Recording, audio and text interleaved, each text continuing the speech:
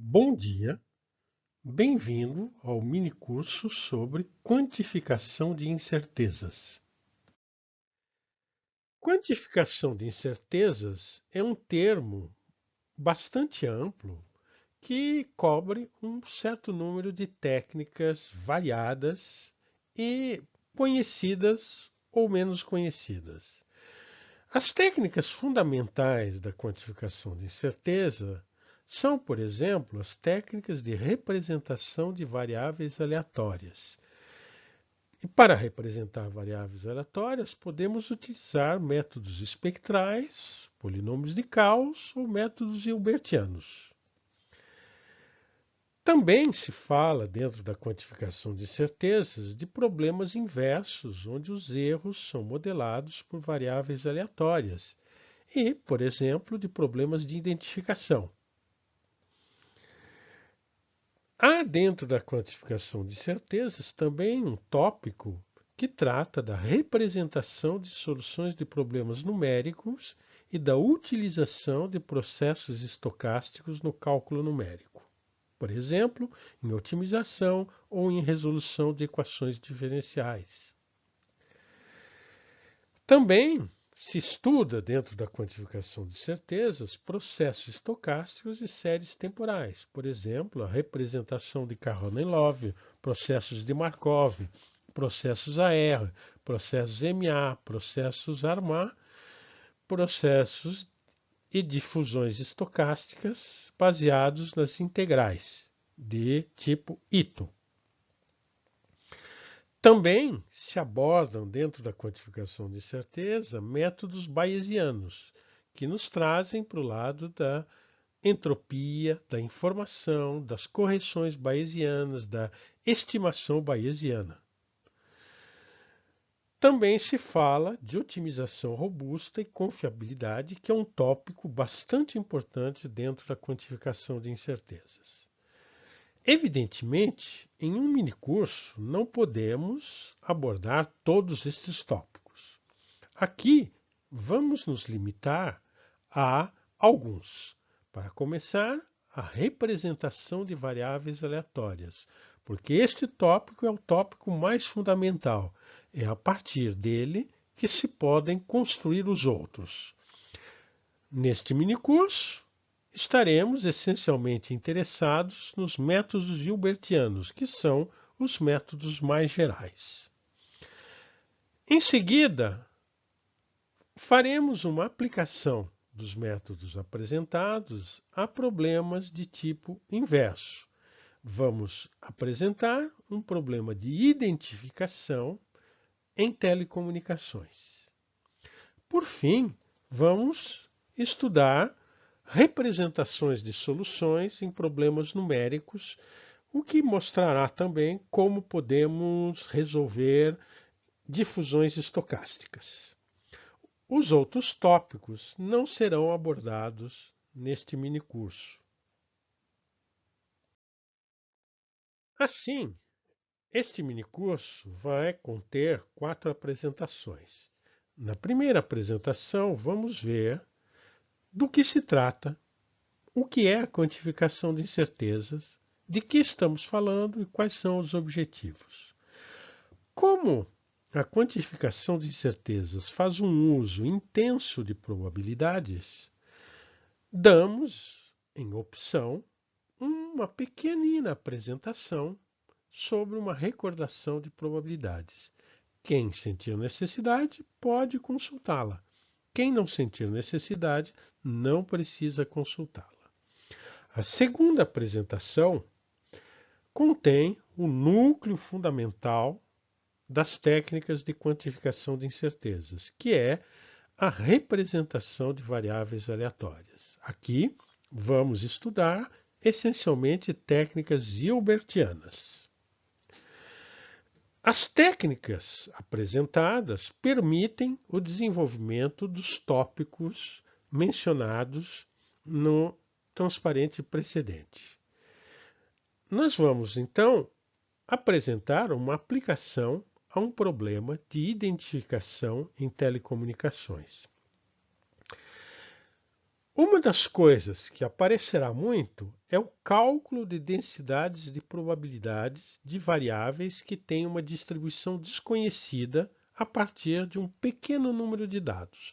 Por exemplo, com 10 medidas, como é possível determinar a densidade de probabilidade de uma variável aleatória. Se vocês conhecem a distribuição, vocês podem estimar os parâmetros ou tentar fazer um ajuste por mínimos quadrados ou um outro procedimento. Mas quando a distribuição é desconhecida, isto não é possível. Mas as técnicas de quantificação de incertezas permitem fazê-lo.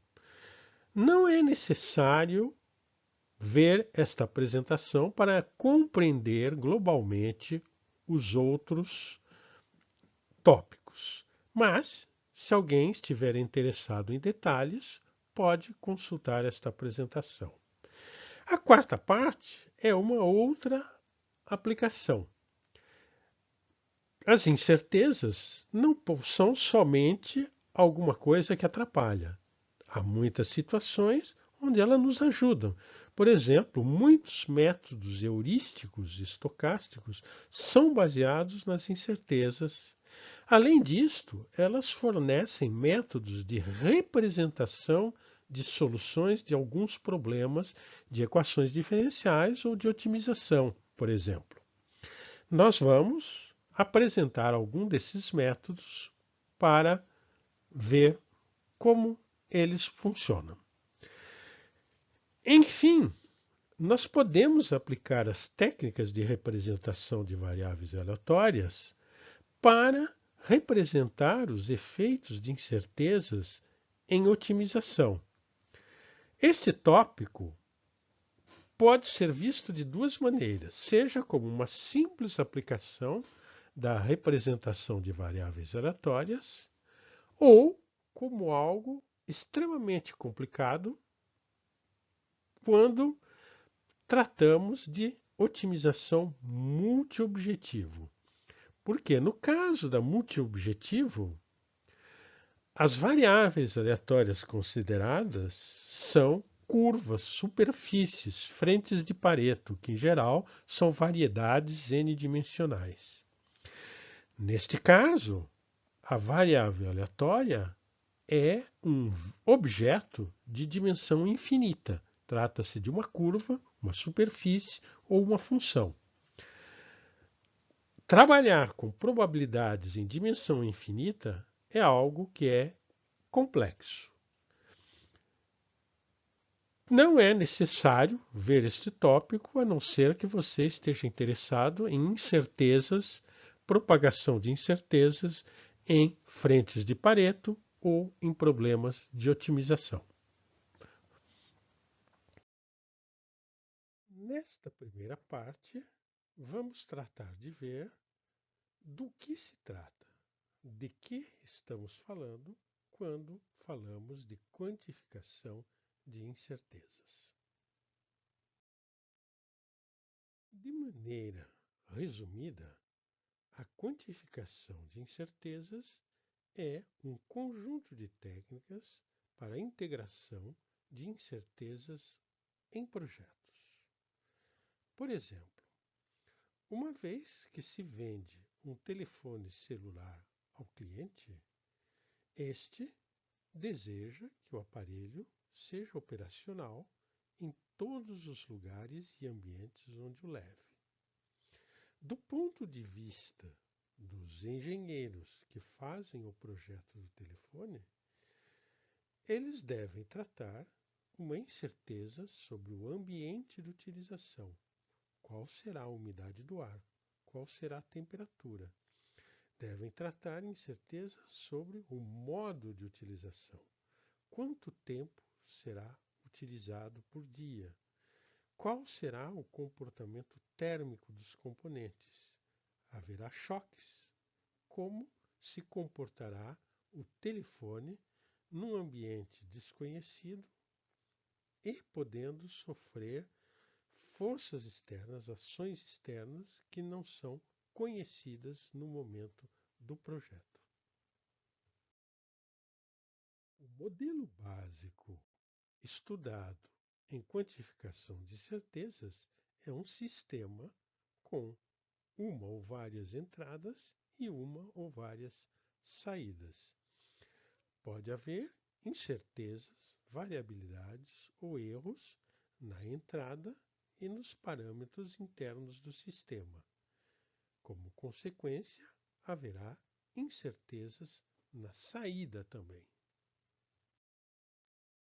A variabilidade do resultado e a incerteza na saída do sistema são coisas que a indústria sempre considerou como negativas e que deveriam ser controladas. Historicamente, se tentaram controlar essas incertezas e variabilidades e erros através de procedimentos codificados. Por exemplo, as diferentes certificações ISO, que buscam codificar os procedimentos de maneira que sejam reprodutíveis.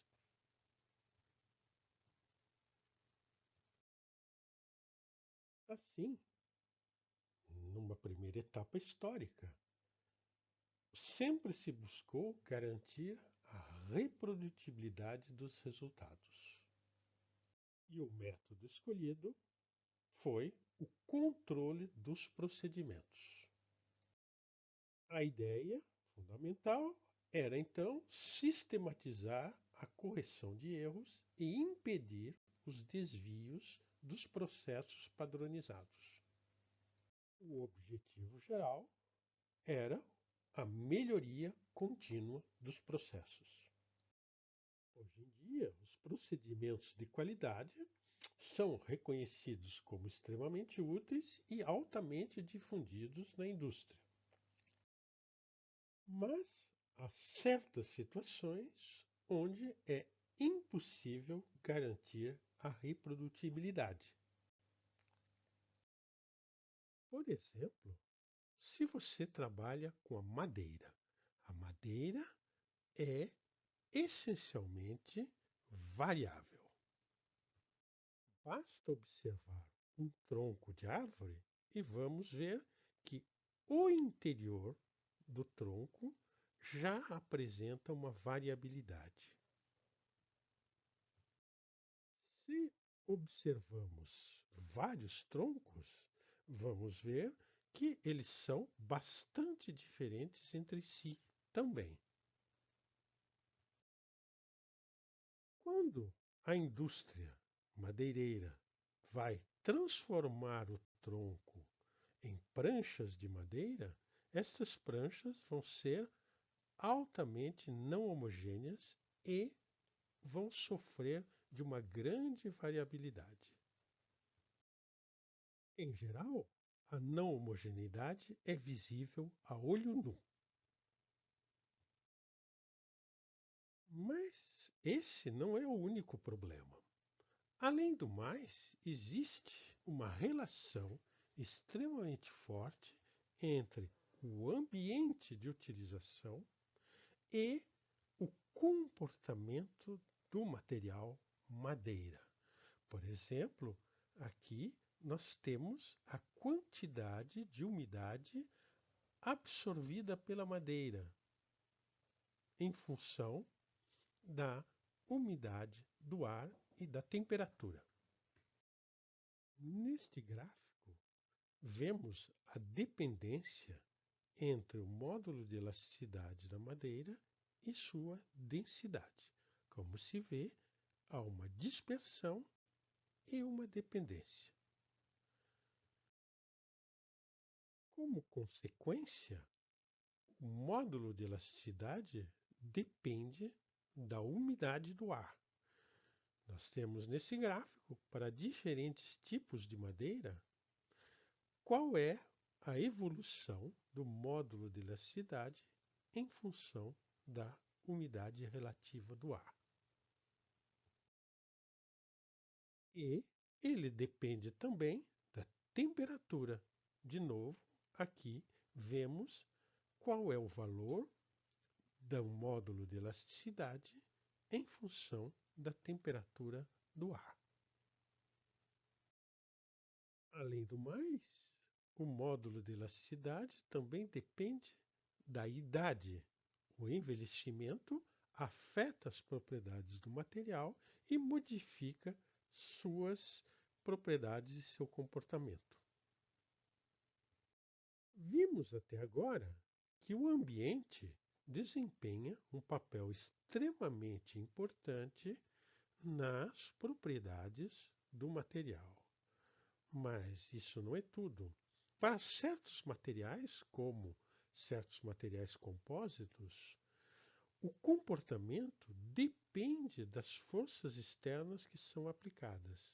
Neste gráfico, nós vemos os valores de um módulo de elasticidade, de um módulo de viscosidade, em função da frequência de excitação aplicada ao material. Logo, o comportamento do material é extremamente variável.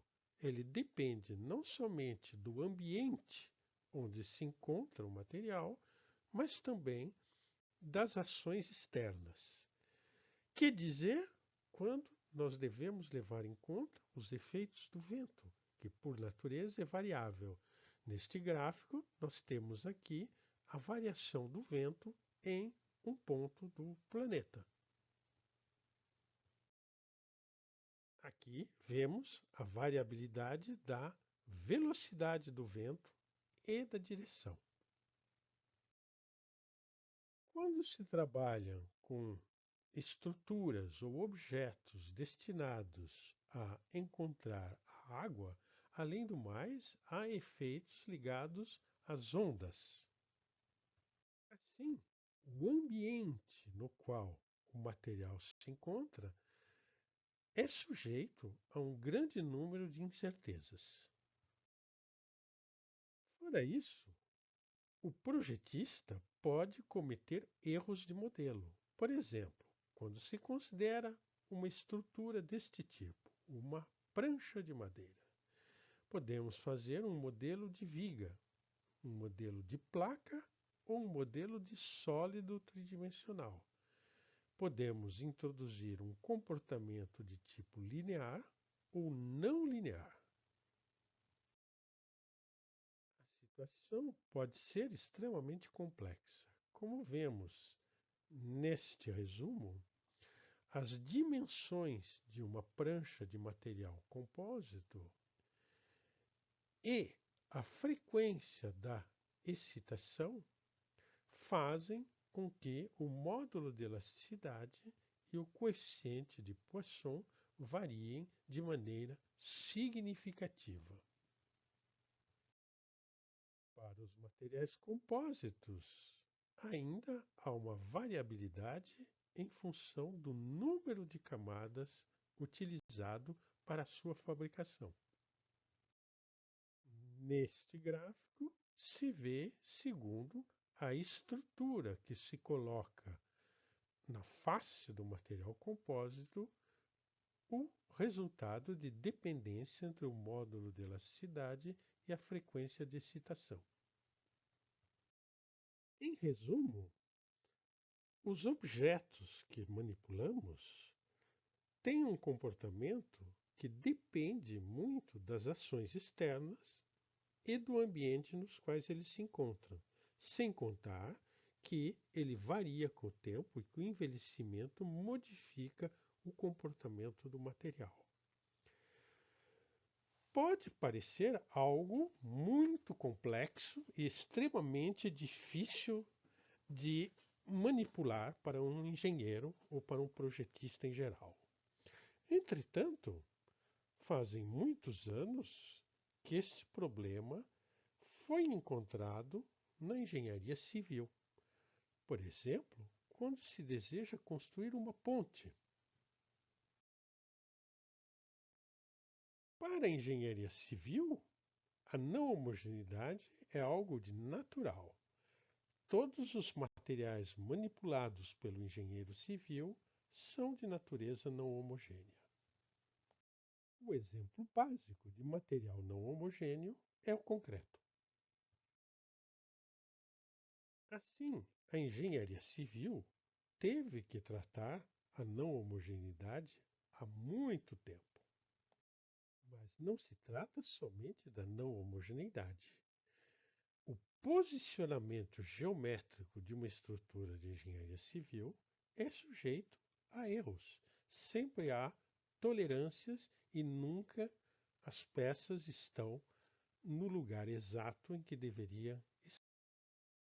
Assim, há muito tempo, a engenharia civil já trata de erros de construção e de posicionamento. E não somente. Se vocês observarem bem, as estruturas da engenharia civil têm geometria e massa mal definidas. Elas têm também condições de contorno que são mal conhecidas. As forças externas aplicadas a uma estrutura de engenharia civil também são geralmente desconhecidas. E o envelhecimento e a fadiga dos materiais modificam o comportamento das estruturas de engenharia civil. Para construir uma ponte, é necessário ter uma ideia de qual será o vento mais forte que vai ocorrer nos próximos anos de vida da ponte, que em geral são de várias dezenas ou mais de uma centena de anos. É preciso levar em conta qual será a chuva mais forte que acontecerá durante a vida da ponte. De novo, estamos falando de mais de 100 anos. É preciso levar em conta as temperaturas extremas, mínima e máxima. É preciso pensar na evolução do solo. Com a chuva, o solo aumenta de volume e com a seca ele diminui de volume. Tudo isso influi nas forças aplicadas à estrutura. Deve-se pensar nas secas e inundações, que vão modificar o comportamento do solo e da estrutura.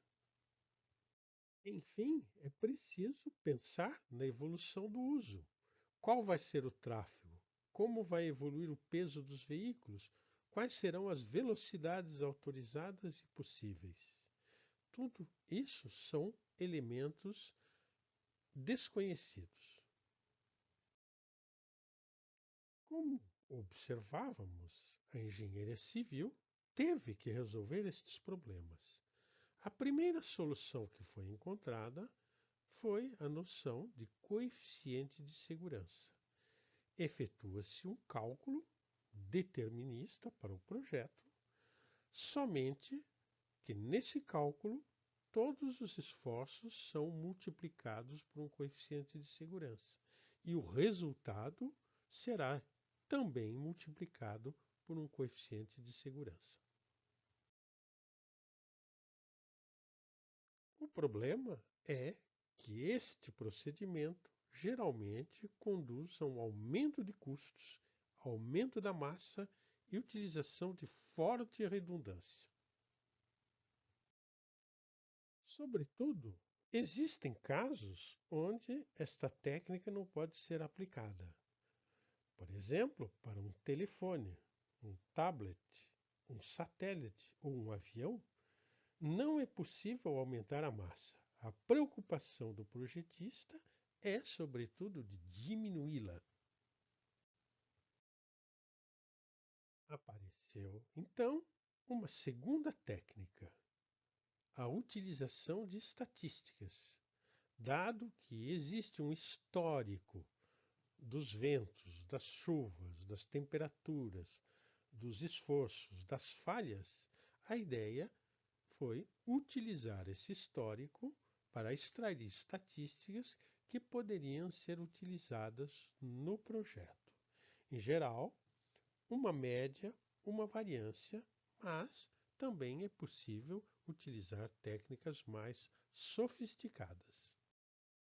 Este tipo de técnica é frequentemente encontrado nas normas atuais, mas ele se encontra em evolução. Hoje em dia, a demanda atual pede um resultado muito mais fino. Pede que se caracterize a dispersão da resposta do sistema em função de dados estatísticos disponíveis. E, tendo esta dispersão caracterizada, integrá-la no projeto. Essa nova demanda corresponde à quantificação de incertezas. Lembremos nosso sistema inicial. Temos um sistema com parâmetros P, uma entrada E e uma saída X. Formamos um vetor U com a entrada e os parâmetros do sistema. E a saída, então, é uma função de U. O que desejamos é caracterizar a dispersão de X com dados estatísticos sobre U. É preciso notar que esta formulação é extremamente geral. O que chamamos de sistema pode ser, por exemplo, uma equação diferencial, ordinária ou parcial. O vetor U pode conter condições iniciais, condições de contorno, coeficientes das equações, o segundo membro, mesmo a região.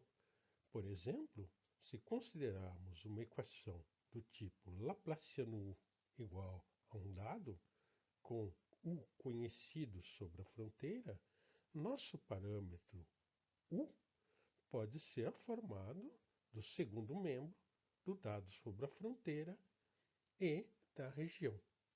E a saída x é o valor da solução. Podemos, evidentemente, generalizar este procedimento para equações diferenciais mais complexas, contendo outros coeficientes e outros termos. Nosso sistema pode ser também simplesmente um problema numérico que desejamos resolver. Por exemplo, um sistema linear AX igual a B. Neste caso, os parâmetros do sistema U são A e B, que podem ter variabilidade ou incerteza, e a solução X é a saída do sistema. E, evidentemente, podemos considerar polinômios, ou, de maneira mais geral, equações algébricas eventualmente não lineares. Aqui, a equação g de x w igual a zero faz aparecer dois parâmetros que podem ter incertezas, g e w. Também podemos considerar como sistema um procedimento de otimização, no qual desejamos determinar um mínimo de uma função f que depende de parâmetros w sobre um conjunto C. Aqui, W, F e C podem conter incertezas. O caso geral de uma função de transferência também pode ser considerado. Um sistema em geral vai transformar U em X através de uma função S e implicando parâmetros incertos W. Neste caso, U é formado da função de transferência S e de W. Quando falamos de incertezas na área de quantificação de certezas, fazemos referência a vários tipos de situações. Por exemplo, pode ser que U seja imperfeitamente determinado. Quer dizer que não o conhecemos de maneira perfeita. Há alguns parâmetros que são modelados por variáveis aleatórias porque não temos conhecimento suficiente deles. Pode ocorrer também que U contenha erros ou aproximações e que esses erros ou aproximações tenham que ser levados em conta no projeto.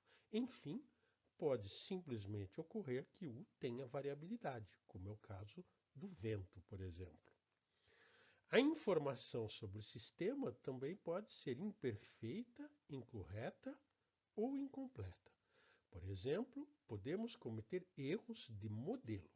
Enfim, certos fenômenos, como o vento, são aleatórios de forma intrínseca. Os sistemas reais enfrentam variabilidades, já no meio ambiente, nas condições de contorno e nos parâmetros do sistema. Para levá-las em conta, precisamos de modelos para as variabilidades, erros e incertezas. Em seguida, precisamos de métodos para determinar os efeitos sobre a resposta. E, em seguida, de maneiras de integrar os efeitos determinados no projeto, na análise e nas operações do sistema. Voltando para a situação modelo, nós temos a entrada e os parâmetros P, o vetor U, que são os elementos para os quais necessitamos construir um modelo de variabilidade. E o vetor X de saída, para o qual desejamos determinar a variabilidade em função dos dados disponíveis sobre U. Assim, os elementos em vermelho estão ligados à primeira parte, ao ponto número 1, construção de um modelo da variabilidade. E o ponto em preto X está ligado ao número 2, a determinação dos efeitos sobre a resposta do sistema. Chegamos, assim, aos grandes objetivos da quantificação de incertezas. O primeiro é caracterizar de forma quantitativa os efeitos da dispersão dos parâmetros de entrada e dos parâmetros do sistema sobre a resposta. Em geral, busca-se a distribuição de probabilidade da resposta. Um segundo ponto é determinar uma representação quantitativamente correta destes efeitos, ou seja, determinar a aplicação que a U associa x de U. Enfim, vamos tentar caracterizar os erros e variabilidades construindo modelos quantitativamente corretos e que sejam utilizáveis na prática. Por exemplo, construir a distribuição de probabilidade de U.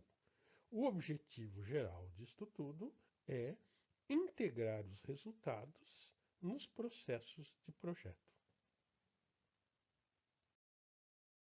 Para fazer modelos de variabilidade de incertezas, existem na literatura 3 procedimentos básicos. O primeiro é o modelo intervalar, quando a única informação disponível é que U se encontra entre um mínimo e um máximo. Existem métodos para manipular variáveis definidas por intervalos. Trata-se do cálculo por intervalos ou do cálculo intervalar. O segundo modelo é o modelo nebuloso, ou fuzzy, onde U pertence a um conjunto de classes cujos limites são mal definidos. Os procedimentos fuzzy também são encontrados na literatura e podem ser utilizados. Enfim, temos o modelo probabilista, onde U é uma variável aleatória. Este modelo só pode ser aplicado se temos informações estatísticas sobre U. E é o caso mais frequente dentro da quantificação de incertezas. Note-se que no procedimento probabilista, os modelos intervalares são tratados como leis uniformes. Colocamos assim o quadro geral deste pequeno minicurso. Vamos estudar representação de variáveis aleatórias para estudar sistemas onde as incertezas são modeladas por variáveis aleatórias. Como já disse precedentemente, a quantificação de incertezas faz um uso intensivo de probabilidades. Então, há uma pequena apresentação que é uma recordação de probabilidades. Quem não necessita desta recordação pode passar diretamente à parte 2, que é a representação de variáveis aleatórias por técnicas hilbertianas. Obrigado.